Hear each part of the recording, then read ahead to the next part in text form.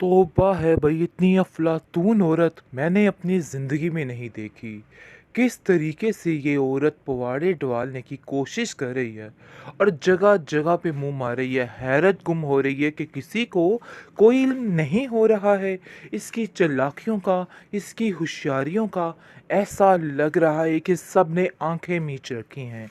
लेकिन जी आप देखेंगे कि हया की आंखें 24 आवर्स खुली हुई हैं और उसको इस चीज़ का अंदाज़ा है कि कहाँ पे कौन सा तीर कहाँ पे लगाना है और क्या करना है। ये सारी चीज़ें उसके लिए काफ़ी ज़्यादा टेंशन बन चुकी हैं। पता नहीं क्यों ये औरत थकती भी नहीं।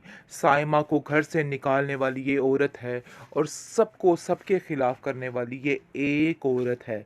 इस औरत को तो ऐसी फैंटी लगनी चाहिए कि कमाल हो जाए और फिर जाके दिल को ठंड पड़ेगी। लेकिन ये सारा कुछ देखने के लिए अभी हमें काफ़ी लंबा अरसा इंतज़ार करना होगा। अभी इसकी चालाकियाँ ही देखनी हैं और देखना है कि ये क्या कुछ कर सकती है, इसकी वैराइटीज़ क्या हैं। यानी कि जैसा कि आपने देखा, उसने साइमा का दिमाग ख़राब करके इसको यहाँ पे जाने से मजबूर कर दिया। लेकिन ज़रार भी इन चीज़ों को समझ नहीं पा रहा कि आखिर साइमा तो ऐसी है ही नहीं थी और हया की कंपनी में रह के ये सब कुछ हो रहा है। लेकिन हया किसी को महसूस नहीं होने देती आपस में कि वो हर एक के साथ ही मीठी बन के अंदर से छुरियाँ चलाने की कोशिश करती है। सबके सामने वो ऐसे दिखाती है जैसे सबसे अच्छी औरत वही है और सबके साथ ही वही है। लेकिन किसी को इस चीज़ का अंदाज़ा नहीं है कि आखिर ये मामला क्या है और क्या होने वाला है। क्योंकि जिस तरीके से अब जाकर ये ज़र्रार का घर ख़राब करेगी, वहाँ पर दूसरी तरफ ये लड़की उसका फाक का घर भी ख़राब करेगी। क्योंकि इसको बिल्कुल भी सुकून नहीं है, किसी को सुकून से नहीं देख सकती। पर का दामन नहीं छोड़ती है। वो कहती है कि अब आपको मज़ीद सख्त होना पड़ेगा क्योंकि ये लोग आपके जितने खिलाफ हैं ना, आप नहीं समझ पा रही। लेकिन मुझे दूर दूर तक हर चीज़ नज़र आ रही है। आप परेशान मत होइए, मैं आपका साथ दूंगी और टेंशन लेने वाली तो बिल्कुल भी कोई बात नहीं है। तो समझ नहीं आ रही है कि आखिर ये सब कुछ क्या हो रहा है।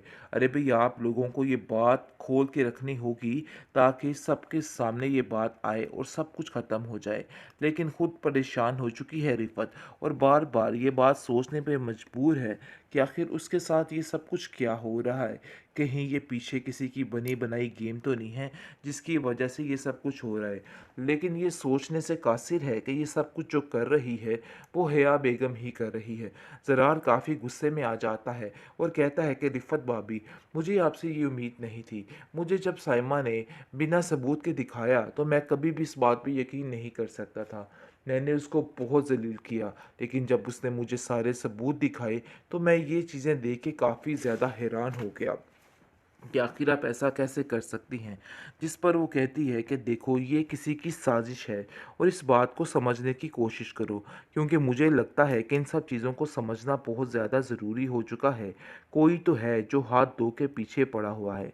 लेकिन सायमा इस दफ़ा कुछ नहीं मानती और वो कहती है कि बस माँ जी को आने दीजिए और वो आके हर चीज़ को खुद ही हैंडल करेंगी। मैं कतई ये चीज़ बर्दाश्त नहीं कर सकती कि सारे इख्तियारात ऐसे इंसान के हाथ दे दिए जाएं जो खुद दूसरों की ज़िंदगी तबाह कर रहा है। बस मैं यही चाहती हूँ कि जितनी जल्दी हो सके ये इख्तियारात आपसे छीन लिए जाएं। लेकिन आप देखेंगे कि ज़रार उसको कहता है कि तुम ज़रा सब्र रखो, थोड़ा हौसला रखो, बहुत जल्द सब ठीक हो जाएगा। तुम्हें परेशान होने की कोई भी ज़रूरत नहीं है। मैं सब कुछ हैंडल कर लूँगा और तुम बिल्कुल फ़िक्र मत करो इन सब बातों को लेके।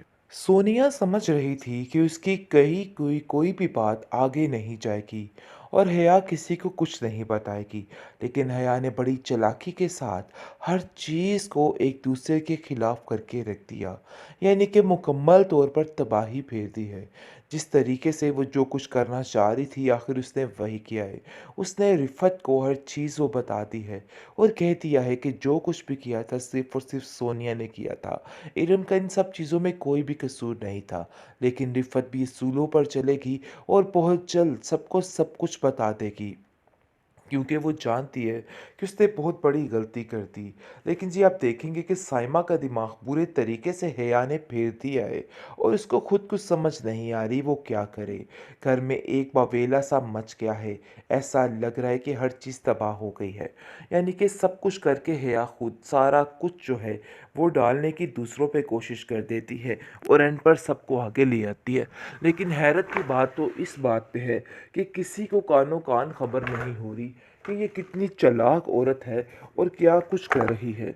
सब उसकी स्कीमों में फंसे चले जा रहे हैं और सबको ऐसा महसूस हो रहा है कि ये बिल्कुल ठीक और सबके लिए बहुत मुखलिस है। साइमा बार बार एक ही बात कर रही है। अभी तक मेरा इस बात को मानने को दिल नहीं है, लेकिन मैं क्या करूं कि मैं इन सब चीज़ों को लेके मजबूर हूं। मुझे मजबूरी में इन सारी बातों को मानना होगा।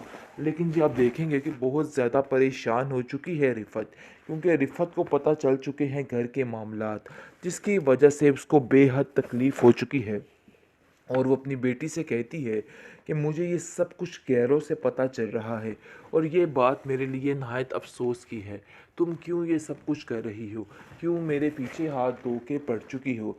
जिस पर वो कहती है कि मैंने ऐसा कुछ भी नहीं किया है। सारी बातों का इल्ज़ाम आखिर मेरे ऊपर क्यों आ रहा है? लेकिन जी आप देखेंगे कि वो नहीं समझ पा रही कि आखिर इन सब चीज़ों के पीछे किसकी गहरी चाल थी और किसने ये चाल चल के सारे मामलात को ख़राब कर दिया है। लेकिन आप देखेंगे कि हया जो है वो अब साइमा के पास जाएगी और कहेगी कि मुझे तो समझ नहीं आ रही है कि आखिर ये सब कुछ क्या हो रहा है। अरे भई आप लोगों को ये बात खोल के रखनी होगी ताकि सबके सामने ये बात आए और सब कुछ ख़त्म हो जाए। लेकिन खुद परेशान हो चुकी है रिफ़त और बार-बार ये बात सोचने पे मजबूर है कि आखिर उसके साथ ये सब कुछ क्या हो रहा है। कहीं ये पीछे किसी की बनी बनाई गेम तो नहीं है जिसकी वजह से ये सब कुछ हो रहा है। लेकिन ये सोचने से कासिर है कि ये सब कुछ जो कर रही है वो हया बेगम ही कर रही है। ज़रार काफ़ी गुस्से में आ जाता है और कहता है कि रिफ़त भाभी, मुझे आपसे ये उम्मीद नहीं थी। मुझे जब साइमा ने बिना सबूत के दिखाया तो मैं कभी भी इस बात पे यकीन नहीं कर सकता था। मैंने उसको बहुत ज़लील किया, लेकिन जब उसने मुझे सारे सबूत दिखाए तो मैं ये चीज़ें देख के काफ़ी ज़्यादा हैरान हो गया कि आखिर आप ऐसा कैसे कर सकती हैं। जिस पर वो कहती है कि देखो ये किसी की साजिश है और इस बात को समझने की कोशिश करो, क्योंकि मुझे लगता है कि इन सब चीज़ों को समझना बहुत ज़्यादा ज़रूरी हो चुका है। कोई तो है जो हाथ धो के पीछे पड़ा हुआ है। लेकिन सायमा इस दफ़ा कुछ नहीं मानती और वो कहती है कि बस माँ जी को आने दीजिए और वो आके हर चीज़ को खुद ही हैंडल करेंगी। मैं कतई ये चीज़ बर्दाश्त नहीं कर सकती कि सारे इख्तियारात ऐसे इंसान के हाथ दे दिए जाएँ जो खुद दूसरों की ज़िंदगी तबाह कर रहा है। बस मैं यही चाहती हूँ कि जितनी जल्दी हो सके ये इख्तियारात आपसे छीन लिए जाएँ। लेकिन आप देखेंगे कि ज़रार उसको कहता है कि तुम ज़रा सब्र रखो, थोड़ा हौसला रखो, बहुत जल्द सब ठीक हो जाएगा। तुम्हें परेशान होने की कोई भी ज़रूरत नहीं है। मैं सब कुछ हैंडल कर लूँगा और तुम बिल्कुल फ़िक्र मत करो इन सब बातों को लेके।